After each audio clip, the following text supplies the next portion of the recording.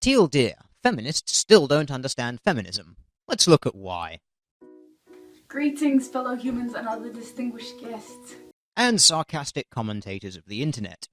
Today we're going to have a little chat about feminism. I hope this isn't going to be a list boiled down to problems in the third world that you claim feminism in the first world is somehow going to fix. So I've been seeing this topic popping up a lot recently, which is a great thing. Yay for gender equality! Although with all the buzz around it, there's also been a lot of negativity. And you know what? Despite my absolute best efforts, I still cannot explain why this is. Feminists are just man-hating lesbians who need to stop burning bras and just get laid. Although they probably won't be able to because they haven't shaved their armpits in 3 years. But remember, if you're a man who disagrees with a feminist, you are no doubt a neck-bearded, basement-dwelling virgin who can't get laid. Not accurate. Tips, Fedora. So I decided to check in with some hot singles in my area and see what definitions they have of what feminism really is. I know. Feminist is like sticking up for women's rights and like being like comfortable with your sexuality and like not caring if you look like a pussy or something like that. So, women's rights and freedom to fuck who you want. Well, I think feminism, especially for both genders, is equality, really. In everything that's in jobs, that's in gender roles. So that thing that already exists. I don't know, to be honest. Well, at least someone's being honest rather than just bullshitting an answer. I don't know how because I'm basically from India. Ah yes, India, a country that bowed to feminist demands stating that men cannot be raped and that rape is a crime exclusively committed by men against women. So it's kind of like some people say we are superior than others. You racist bastard. Yeah, I don't need a man's help. Yeah. I can be an independent woman. I don't know. So independent that you and your female friend had to come up with that answer together. You'd have probably been better off sticking with, I don't know. Not that great. For those of you who don't know, a feminist is just someone who believes in the social, political, and economic equality of the sexes. Pretty simple. Yeah, we already have a word for that. It's called egalitarian. So why is there such a disconnect between what feminism really is and all the experiences that these people seem to have around it? Maybe because all feminists are not true Scotsmen. I think maybe my upbringing. I was brought up on a farm, and on a farm it's actually quite a sexist kind of job to have your family in. So it's real males go out on the farm and bring home the bacon or do all the work, and the females at home doing all the cooking, the cleaning, running after the kids. So in that respect, I think I've ended up just being brought up where like kind of being a little bit sexist in that way kind of thing. Yeah, I think that's probably the main reason. That doesn't sound sexist to me. That sounds like a simple division of labour. Men go out and do hard, back-breaking work working with heavy machinery that is very dangerous and animals that are potentially very dangerous, while women stay at home and ensure lighter, easier jobs that are absolutely essential are still maintained, such as washing clothes, preparing meals, and raising the next generation. I think the word itself, kind of people immediately think, oh, well, you obviously don't, shave your armpits. Or You've clearly not heard of body-positive feminists. they're taking a really historical approach to feminism, and I don't think they really see the bigger issue of it being about equality and it being about not even just for women and their rights, but for men as well, that it can actually impact men as well. Hashtag kill all men. I don't think enough people understand it, to be honest, and I think they're seeing a more radical side of the feminism, and that's where they think of it, and that's where their viewpoints come from. So, because those feminists are not true Scotsmen, damn it! Yeah, it's a tough one, but I think it stems back to education, really. And not even just in an education system, but how you're bringing up. I'm a mum, I have a son, so for me, it's how you bring up your child, or how you teach your children, or how you teach your family, and how they kind of interact with people and each other. That's really where I think people's definitions of feminism all not come from. So it's simple. Teach people to not be dicks. I don't know, I think people just don't know what it really is, to be honest. Yeah. Well, it is kind of hard to narrow it down when there's several dozen types of feminism these days. Okay, so it depends. So basically from India, maybe I say, some people say they're feminist, and they just come into that when some arguments or something happen, they kind of like suppress the others and they just don't care about others. So I felt like, is that the real? That's it. I appreciate that English is probably not this guy's first language, but I have no idea what the hell kind of point he was trying to make there. It's basically patriarchy, isn't it? That's historically, it's been a man's world. Well, considering the vast majority of human history has been about war, then it seems entirely reasonable that it's a so-called patriarchal history, because men historically want to keep women as far away from war as possible because they consider them to be so precious and dear to them. And because we've kind of gotten, token issues sorted out or are in the process of being sorted out, that people think we're equal. So if you maintain that there is not equality, they think you're being unreasonable. Hey guys, equal pay, the right to vote, and general equal rights are considered token issues now. My God, all of the equality acts throughout the world would like to have a word with you. Education, the most common answer among my panel of experts. Now you also might be thinking, Esther, why should we care about educating people on something that isn't even an issue anymore? I mean, it's 2014, this is New Zealand. Women totally have equal rights. Yep, I've checked New Zealand's Equality Act. It's pretty legit. Well, you're wrong. That's right, guys. Even though equality is enshrined in law in New Zealand, people are just ignoring it. I mean, it is 2014 and this is New Zealand, but women are still definitely way behind in the rights department. Name me one right a man has that you do not. New Zealand is absolutely ahead in setting trends, though. We were the first country to give women the vote in 1893. We also have one of the smallest wage gaps in the world with a margin of only 9.9%. Is this another wage gap where you're confusing earning with being paid due to things like hours worked and choice of career? As well as that, we've had 2 female prime ministers who stayed in office for a joint total of 12 years. And surely that proves that there is no barrier to entry stopping women from taking these careers if they want them.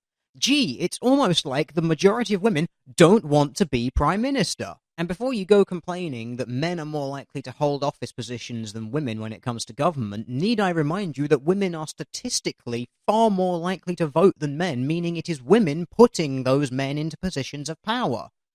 But just because we have it good doesn't mean the rest of the world does too. You're now going to list a load of third world problems and claim that first world feminism is going to save us all, aren't you? So here's why I'm a feminist. Roll credits.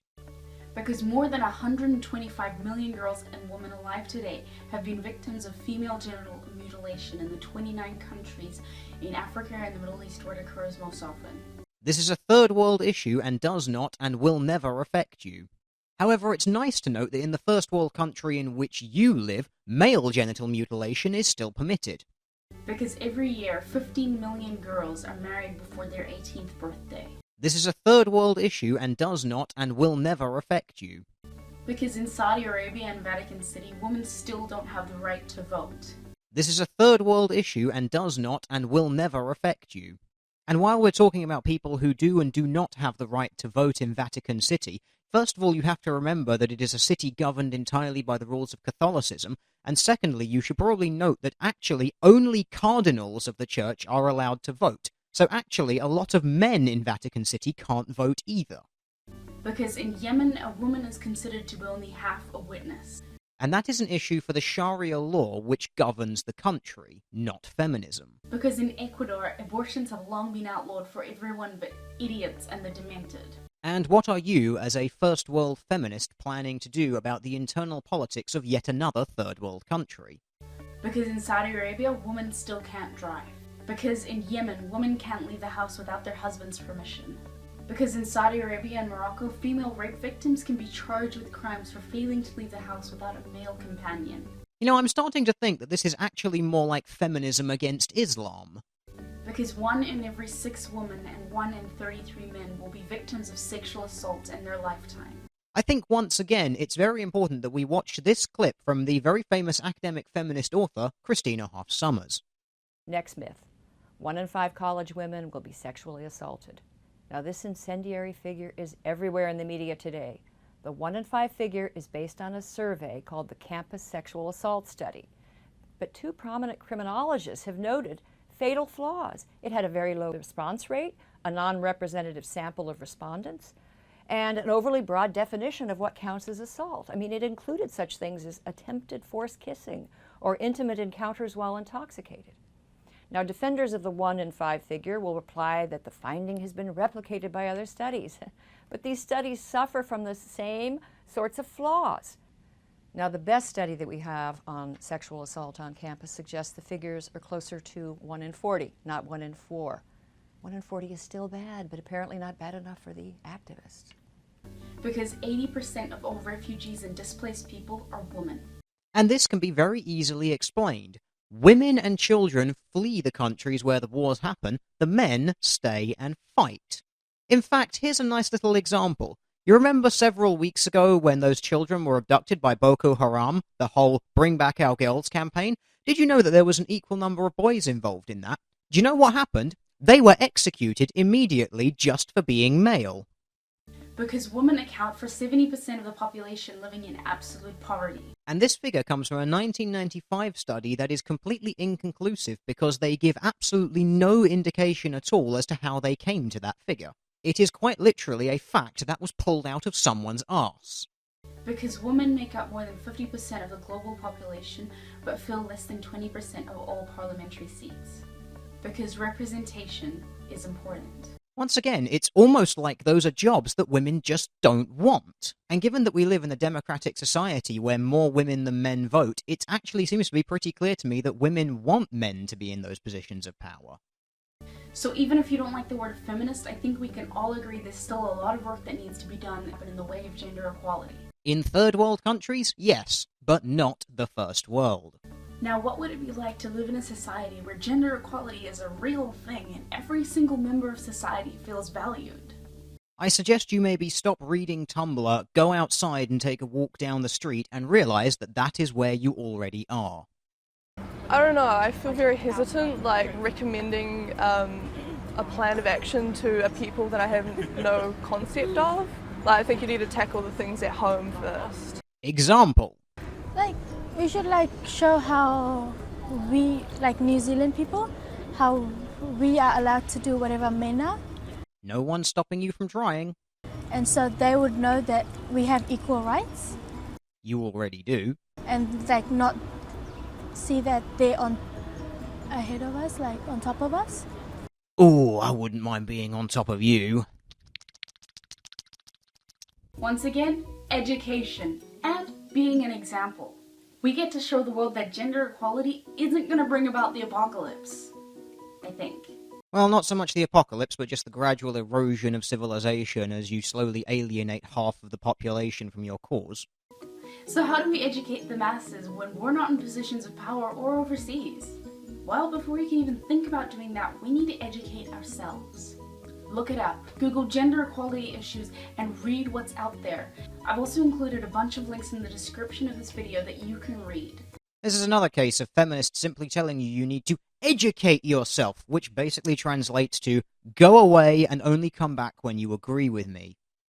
As well as that, there are a lot of videos out there about feminism that are way better than this one, so click here, here, or here. Wow, you look stupid doing that when you don't have annotations on the screen.